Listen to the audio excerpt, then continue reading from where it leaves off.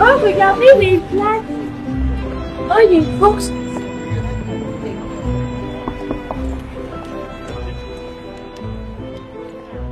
Bonjour. Bonjour, nous sommes les élèves de la 5e SECPA du collège Bourillon. Nous visitons la ville de Mende. Qu'y a-t-il à découvrir ici? Où se trouve-t-on exactement? Moi, je suis guide conférencier de l'Office de tourisme de Mende. Je m'appelle Géraud et juste à côté de moi... Moi, je suis Bénédicte et je suis guide conférencière pour le pays d'art et d'histoire Mende-et-Lot en Gévaudan. Pour répondre à ta question, nous sommes à Mende, boulevard Théophile Roussel, et si vous voulez bien me suivre, on va aller voir ce bâtiment de plus près. C'était l'hôpital de Mende. De quelle époque s'agit-il? Alors cet hôpital a été construit au XVIIe siècle, mais il va être modifié au fil des siècles et notamment au XIXe siècle. Et c'est notamment à cette époque-là qu'on a construit la pharmacie. Alors on y va. Cet hôpital est-il le premier construit à Mende? Alors en fait, le premier hôpital connu à Mende, c'est celui d'Angiran, dans le quartier du Pandoriac. Il a été construit au XIIe siècle. Il devait être à peu près à l'emplacement actuel de la halle au blé et de la chapelle des pénitents.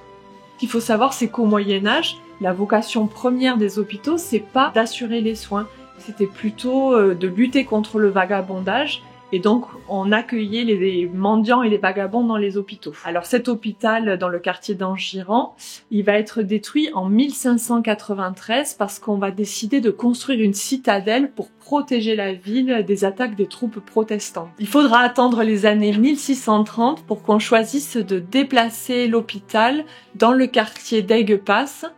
Et donc dans le quartier d'Aiguepasse, c'était un quartier à l'époque qui n'était pas très bien aménagé, avec des maisons dans un état de délabrement assez avancé. Ah bon, on n'a pas l'impression. Il y a un homme qui a décidé de tout raser pour reconstruire un nouvel hôpital. C'est Monseigneur François Placide de Beaudry de Piancourt. Ce nouvel hôpital, la construction a débuté en 1678 et a duré jusqu'en 1702.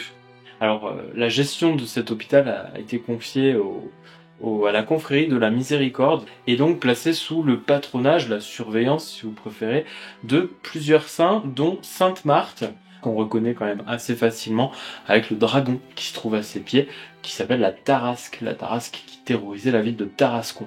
Il y a eu une campagne d'agrandissement parce qu'on ne pouvait pas accueillir tous les malades et au 19e siècle, deuxième campagne de construction, d'aménagement de l'hôpital, et cette fois-ci, eh bien, on va ajouter l'ancienne pharmacie.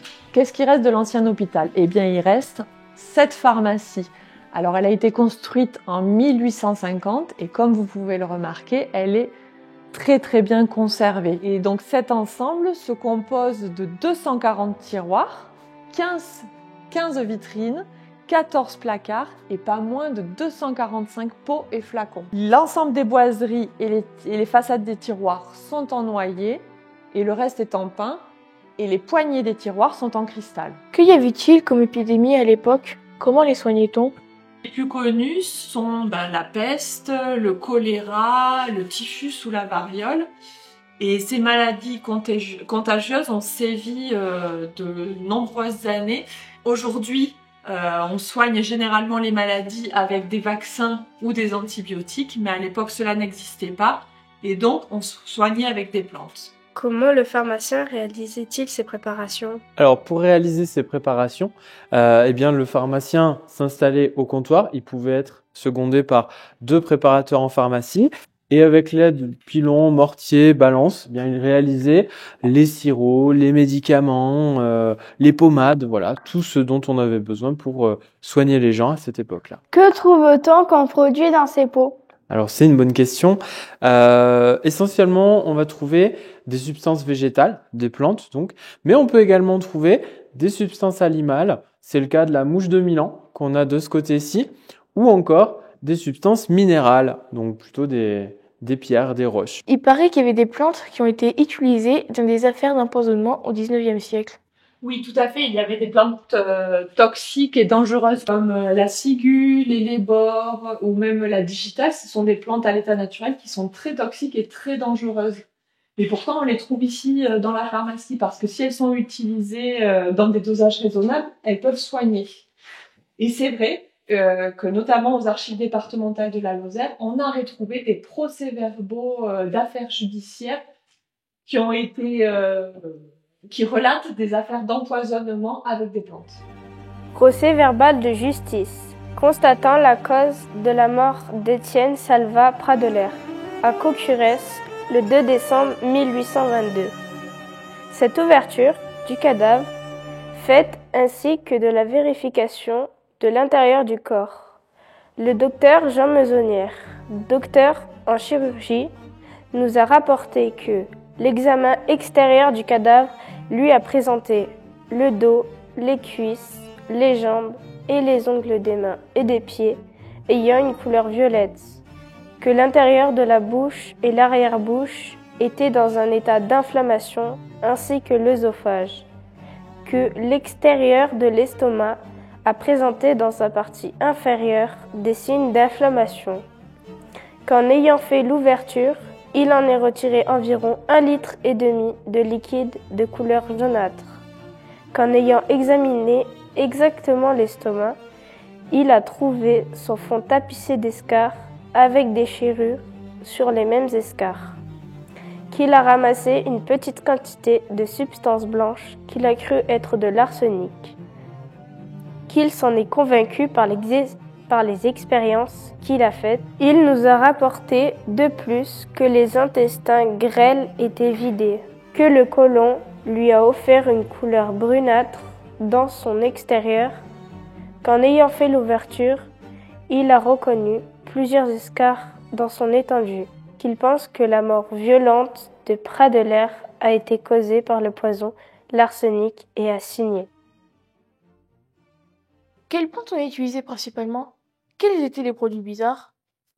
Alors ici, on a plusieurs exemples. Un produit que j'aime bien, juste ici, vous avez de la poudre de patience. C'est une plante de la famille de l'oseille qui a donc des vertus purgatives. Voilà. Après, je peux vous montrer d'autres plantes. Voyons voir.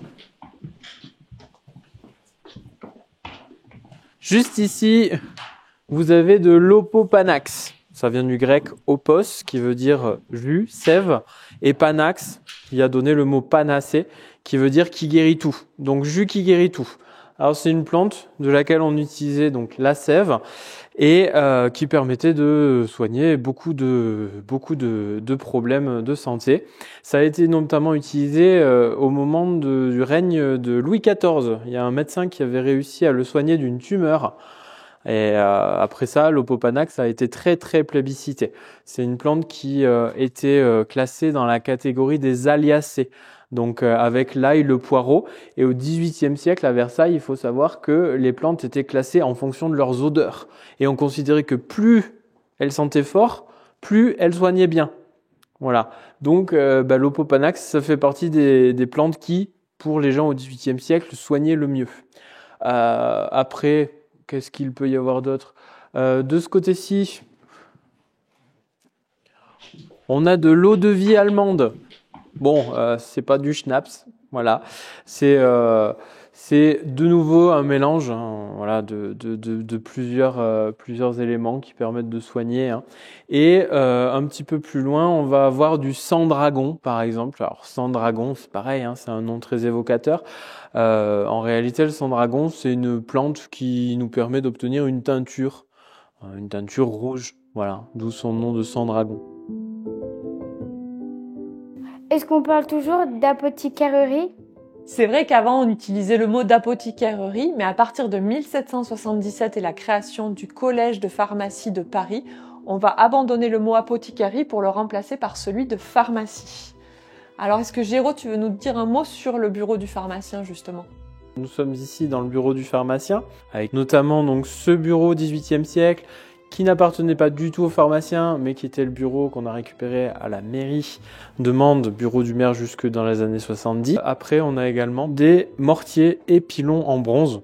Donc c'est vraiment les objets les plus précieux de notre collection. Qui est ce personnage sur l'affiche? Alors, Guy de Chauliac, il est considéré comme le père de la chirurgie didactique pour le monde occidental. Il a été médecin de 3 papes, différents, Clément VI, Innocent VI et son compatriote du Gévaudan, Urbain V.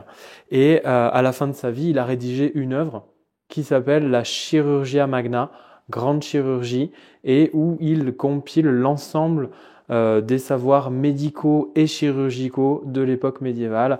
Il cite énormément d'auteurs comme Galien, Avicenne, Rhazès, et à la fin, il conclut avec un livre dans lequel il recense un certain nombre de recettes qui étaient toujours utilisées jusqu'au XVIIIe siècle. Est-ce qu'on endormait les gens avant de les opérer? Au XIXe siècle, on n'endormait pas les gens. En fait, l'anesthésie n'existait pas. Et donc, souvent, c'était très, très douloureux. Et pour calmer les patients, on pouvait leur donner des mélanges de plantes, souvent avec des opiacés, de la mandragore ou du chanvre. Mais ce qu'on leur donnait surtout, c'était de l'alcool pour les calmer. Mais par contre, ce qu'il faut savoir, c'est qu'en août 1846, grâce au docteur Barbeau, Marcet et Magne, c'est à l'hôpital de Mende qu'on va réaliser la première anesthésie générale à l'éther. Alors par contre, l'anesthésie générale à l'éther, ça présente quand même pas mal d'inconvénients. Donc c'est une technique qu'on va assez rapidement abandonner et on va préférer utiliser le chloroforme puis la morphine. D'accord? Alors pour finir, moi j'ai une petite énigme pour vous. Je vais vous montrer quelque chose et vous allez me dire si vous savez ce que c'est. D'accord?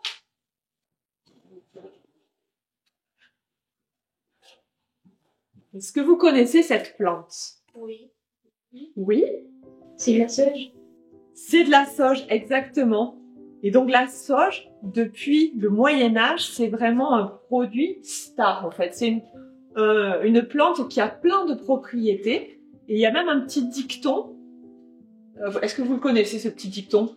Oui. Oui? Qui a de la sauge dans son jardin n'a pas besoin de médecin? Exactement. Qui a de la sauge dans son jardin n'a pas besoin de médecin.